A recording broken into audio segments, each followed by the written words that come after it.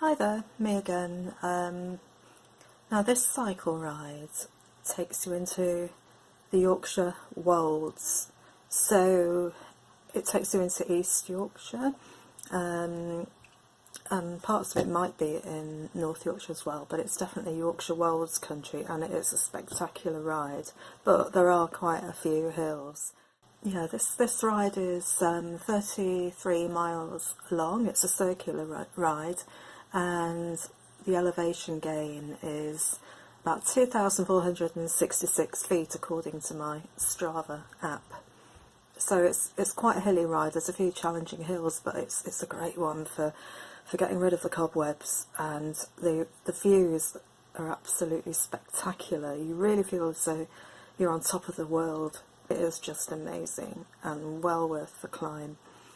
Also, it's pretty quiet. I did it on a Saturday in the middle of August when the schools are off, and I think I passed one car when I was heading off down one of the major dales called Waterdale down to Thixendale. It's amazingly quiet. So anyway, this ride, I first discovered it in this book. I've got a whole series of these books by Nick Cotton, Ordnance Survey books, and this, that's the route. So it's all mapped out for you in this book, or you can just follow my instructions.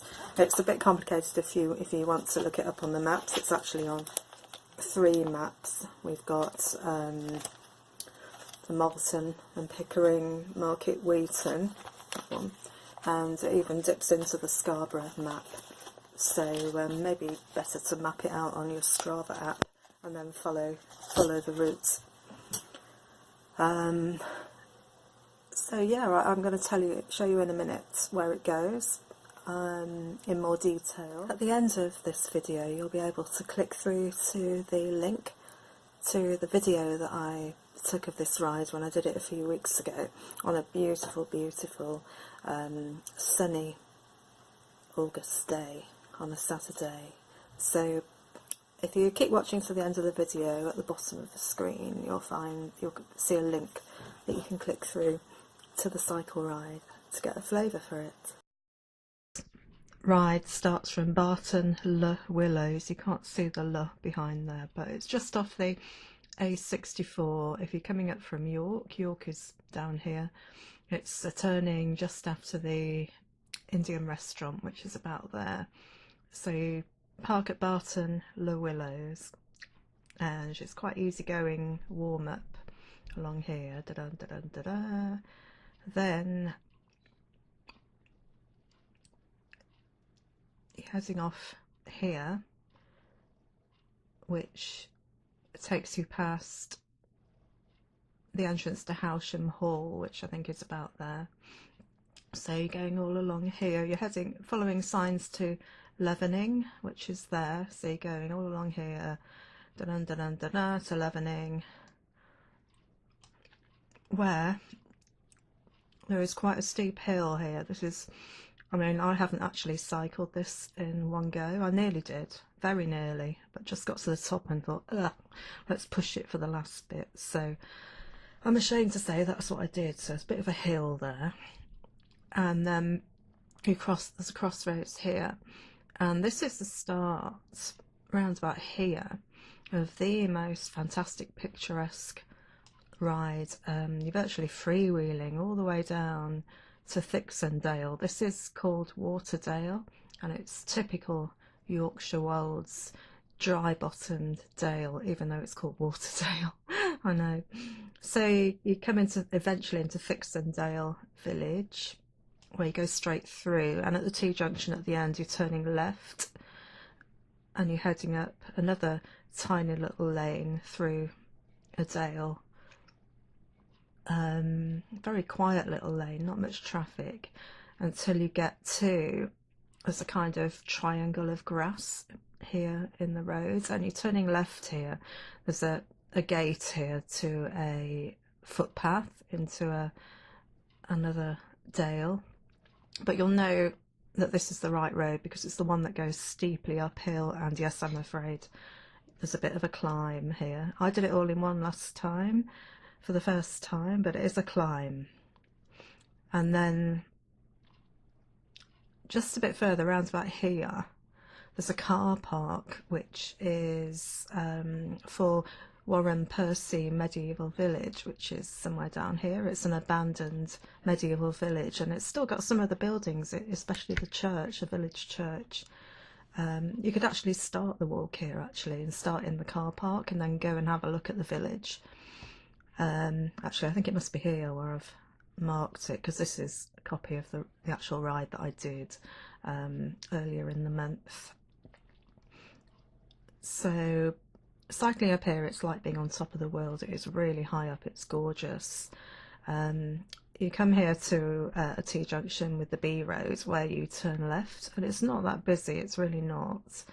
But when you get to the crossroads here by some houses here, turn right and head towards Duggleby. It's not actually signposted Duggleby, but you'll know you've reached there because it's basically the first right with the houses, brick houses. So you go to Duggleby, and here at Duggleby the road splits. You can either go into the village and out that way, or you can go along this lane, because the village road was closed last time I did this ride.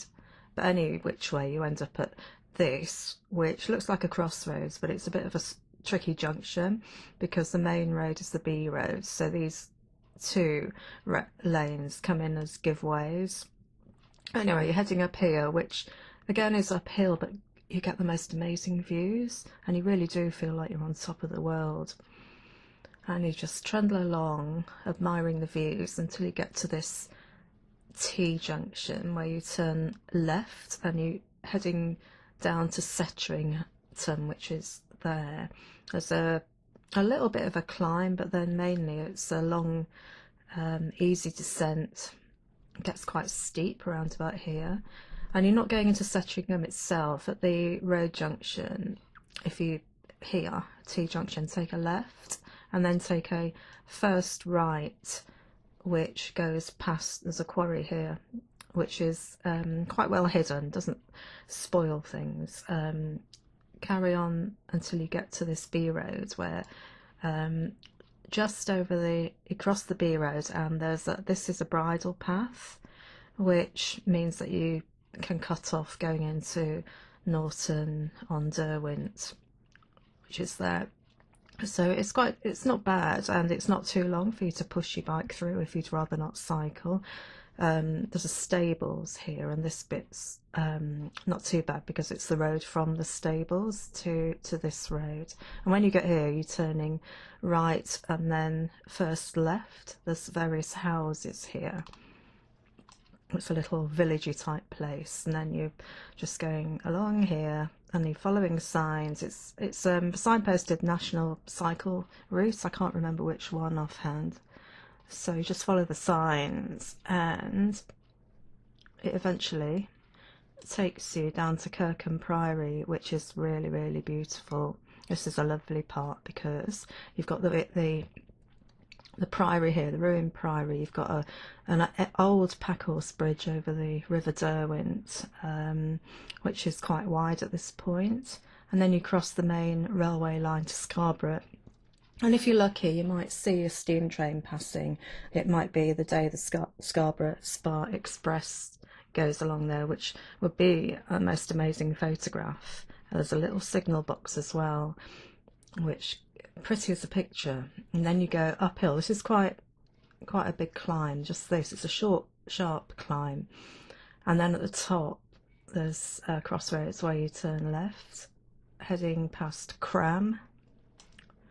And then it's all pretty easy going after that. You're going, you cross the railway line again at some point on a level crossing, and you can see Howsham Hall here, which is quite picturesque, and you just trundle along here, and when you get back to this point, you head off back to Barton-le-Willows.